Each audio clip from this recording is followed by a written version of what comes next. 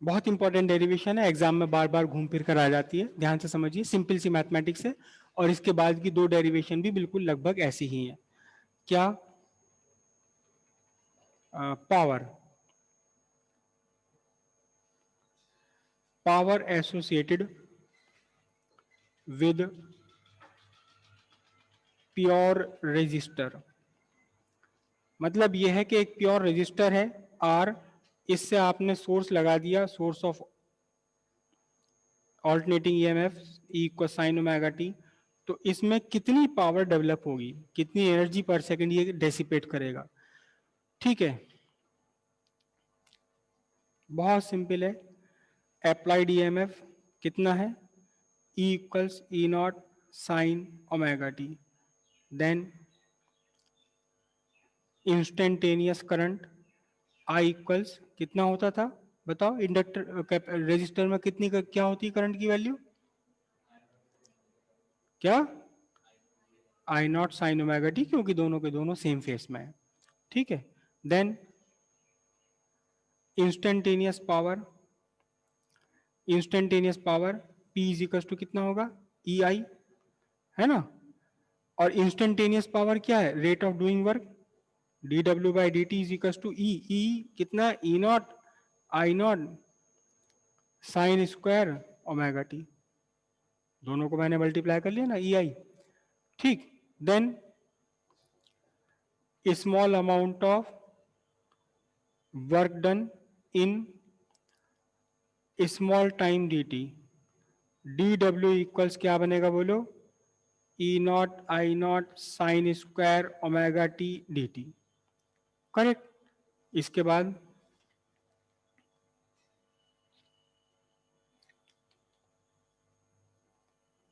Total work done over one complete cycle.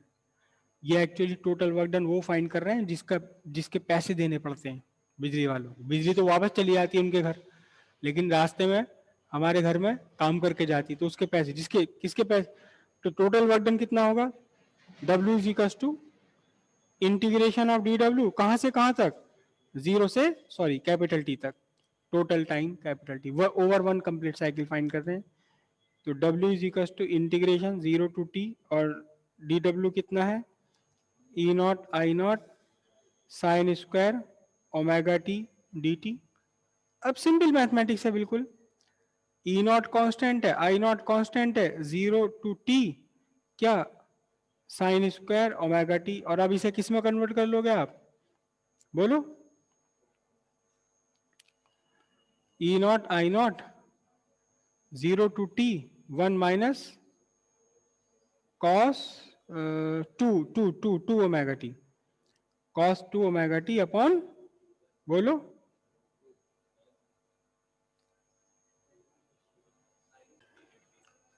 ठीक है जी।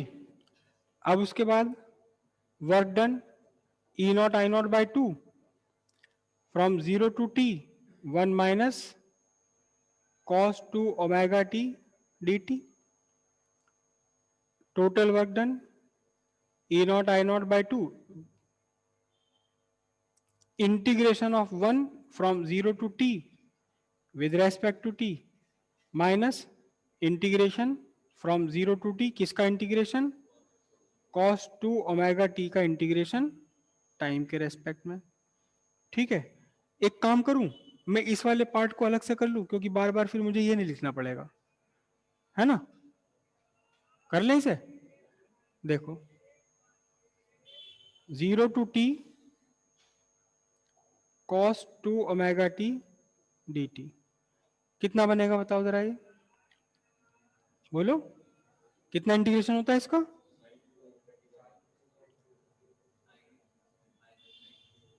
To omega T upon two omega from zero to t. Clear है बात इतनी? Sir minus sign नहीं आने का।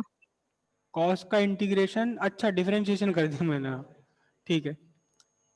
अब यहां क्या बना देखो, वन बाई टू ओमेगा टू मैं बाहर निकाल लूं, sine 2 omega capital t minus sine 2 omega into 0।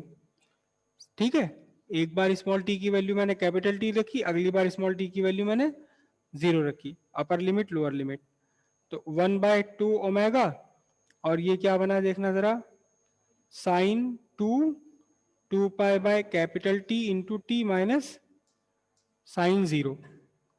Okay, 1/2 omega और कैपिटल टी से capital t cancel, sine 4 pi minus sine 0, है ना।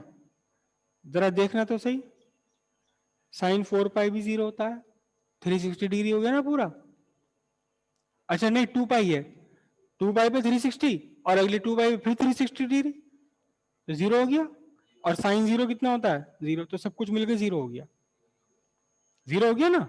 तो इसलिए मैं बार बार इसे लिखने से बच रहा था। अब ये जो पूरा इंटीग्रेशन है, ये पूरा इंटीग्रेशन तो हो गया 0। अब इसका इंटीग्रेशन बचा ये, है ना।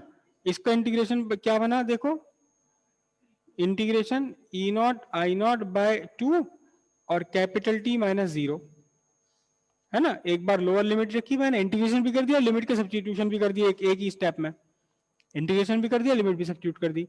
तो अब ये कितना बच जाएगा आपका, वर्क डन बचा आपका E not I not by 2 into T.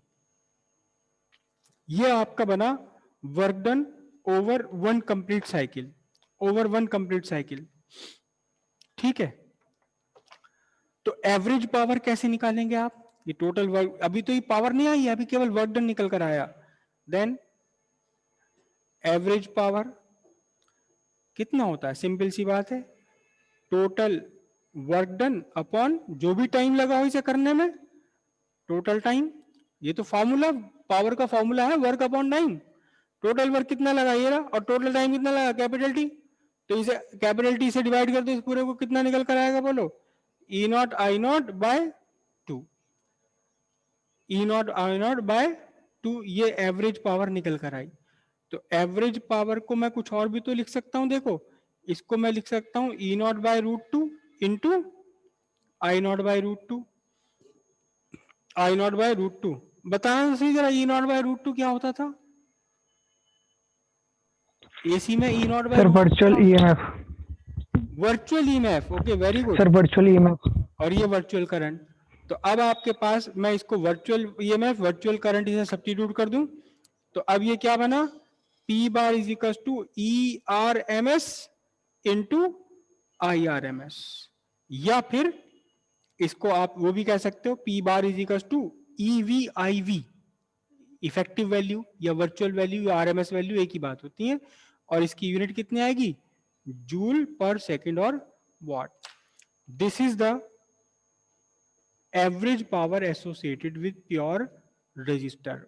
Simple सी कहानी थी, और क्योंकि सिंपल चीजें हैं, सिंपल चीजें एग्जाम में खूब आती हैं, मुश्किल चीजें कॉम्प्लिकेटेड फिनोमिनन्स आपको कम दिए जाते हैं एग्जाम में, आसान चीजें दी जाती हैं। मतलब बोर्ड भी कोशिश ये करता है कि ज्यादातर बच्चे कर पाए, एटलीस्ट पास होने लायक तो कर पाए, इसलिए सिंपल चीजें हमेशा इंपॉर्टेंट है। ओके, अब आप कल करेंगे।